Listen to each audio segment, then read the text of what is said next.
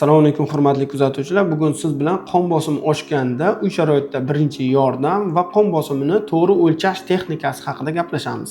Qon bosimi o'zi normada 120 ga 80, 110 ga 70 mm simov ustuniga teng bo'ladi. 140 ga 90 mm simov ustuni bo'lsa, birinchi daraja arterial gipertenziya, 160 ga 100 bo'lsa, ikkinchi daraja arterial gipertenziya, 180 ga 110 mm simov ustuniga teng bo'lganda va undan yuqori bo'lsa, bu 3-daraja arterial gipertenziya hisoblanadi. Qon bosimimiz oshganda birinchi yordam, birinchi navbatda biza tinchlanishimiz kerak, hayajonlanmasligimiz kerak. Iloji bo'lsa, sekin toza havoda sayr qilishimiz kerak.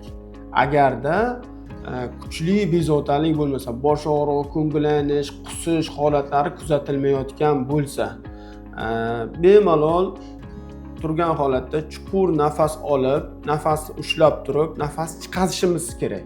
Bu mashqni 5 daqiqa davomida takrorlashimiz kerak. 5 sekund nafas olamiz, 5 sekund ushlab turamiz, 5 sekund nafas chiqaramiz. 5 minut davomida takrorlasak, qon bosimimiz ancha me'yorga kelganini sezamiz. Ikkinchisi, toza havoda ko'proq sayr qilishga harakat qilishimiz kerak. Bu uchinchisi, ko'k choy, limon choy, kiyikot damlamalarini iste'mol qilishimiz kerak. Va bundan tashqari, agarda juda baland bo'lib ketadigan bo'lsa, til ostiga so'rishga Karinfar yoki Captopril tabletkalarini til ostiga so'rishimiz mumkin. Bundan tashqari Farmadipin kaplisi bor. Agar 180 ga 100 bo'ladigan bo'lsa qon bosim, Farmadipin 4-5 tomchi tomizsak bo'ladi. Har bitta tomchisi 10 mm simov ustuniga tushirib beradi. Bundan tashqari o'zimizni har doimgi ichib yurgan dorilarimiz bor. O'sha dorilarimizni iste'mol qilishimiz kerak bo'ladi. Bemorlarimiz hayajonlanib, qo'zg'aluvchan bo'lib turgan bo'lsa, o'tli preparatlar, ya'ni Karvalol, Barbavalni 20-30 tomchi ichishlari mumkin bo'ladi. Bundan tashqari tuz iste'molini cheklashimiz kerak. Sho'r, achchiq, tuzli ovqatlar, yog'li, qovurilgan ovqatlarni iste'molini cheklaymiz. Qon bosimini to'g'ri o'lchash texnikasi haqida gaplashamiz. Birinchi navbatda bemorlarimiz yarim soat davomida kofe ichmagan, ovqat yemagan, sport bilan shug'ullanmagan va sigaret chekmagan bo'lishi kerak. Bemorlarimiz kelishadi, xonamizga kirib kelishadi, tezda qon bosimini o'lchashni so'rashadi. Biza o'sha holatda 10 metr yurib kelgan bo'lsa ham qon bosimini o'lchashimiz noto'g'ri. 5 minut, hech bo'lmasa 5 minut o'tkazamiz, keyin qon bosimini o'lchab ko'rishimiz kerak bo'ladi. Ungacha so'rab, surishtirish ishlarini amalga oshiramiz. Uy sharoitida ham xuddi shunaqa, ular misol ishdan kelishadi, tezda qon bosimini o'lchatadi. Unaqa holatda qon bosimi baland ko'rsatadi. Normada yurgan paytimizda 20, 30, 40, 50 mm simov ustuniga ham oshadi. Bu normal holat hisoblanadi. Bemor keldi, o'lchatdi, 120 ga 80 qon bosimiga yuradi, 180 chiqyapti. Tezda dorisini ichib boshlaydi. Bu noto'g'ri holat, qon bosimini tushirib yuborishi mumkin. 5 minut dam oldirishimiz kerak. Eng kamida 3 marta o'lchab ko'ramiz. Birinchi marta o'lchadik, 180 ga 100 chiqdi. Ikkinchi marta yana 1-2 minutdan keyin o'lchadik, 160 ga 80. Uchinchi marta o'lchaganimizda 140 ga 80 chiqdi. Biza u o'rtasini olamiz. Birinchisini kres qilamiz, chunki birinchisida bemor hayajonlanib turgan bo'lishi mumkin va yurib kelganda qon bosimi baland ko'rsatadi. Shuning uchun ikkinchi, uchinchisiga qarab dorini tanlab beramiz. Qon bosimini to'g'ri o'lchash texnikasi. Bemor stulga o'tirdi. Stulda 90 gradus burchak ostida bo'lishi kerak, oyoqlarini chalkashtirmagan holatda bo'lishi kerak.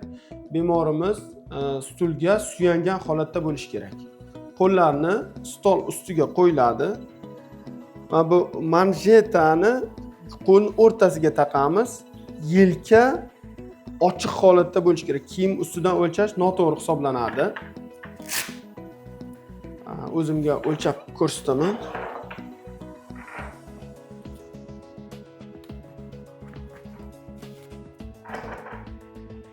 Bu shlankalari mana shu tirsak chuqurchasining o'rtasida bo'ladi. Ikkita barmoq kirish kerak qo'limiz va tirsak chuqurchasidan ikkita barmoq tepada bo'lishi kerak. Fonendoskopni mana shu tirsak chuqurchasiga qo'yamiz. Tirsak chuqurchasiga qo'yamiz va quloqlarimizga taqamiz. Fonendoskopni qulog'imizga taqib turib, mushtugini buraymiz va grushani siqib boshlaymiz. Qulog'imizda fonendoskop turibdi deb tasavvur qilamiz. Ovoz eshitiladi, tuq tuq tuq ovoz eshitilib turadi. Ovoz eshitilishi tugagandan keyin ham 20-30 mm simob ustuniga qon bosimini yana ko'taramiz va sekinlik bilan ochamiz. Sekin ochishimiz kerak. Agar tezroq ochadigan bo'lsak, noto'g'ri o'lchab qo'yishimiz mumkin. Birinchi eshitilish toni bu yuqori sistalik qon bosimi. Tuk tuk tuk etib, keyin ovoz yo'qoladi. Bu ovoz yo'qolgani pastki qon bosim hisoblanadi, ya'ni diastolik qon bosim. Qon bosimini o'lchayotganimizda gapirmasdan, shovqin qilmasdan, xona harorati normal holatda bo'lishi kerak. Sovuq havoda ham qon bosimi baland ko'rsatishi mumkin. Agarda qon bosimingiz ko'tarilib, ko'ngillaynish, qusish, bosh aylanish, bosh og'rig'i kuchli bezovta qilayotgan bo'lsa, bunaqa holatda o'zingizning dorilaringizni tezda iste'mol qiling va tez tibbiy yordam chaqiring.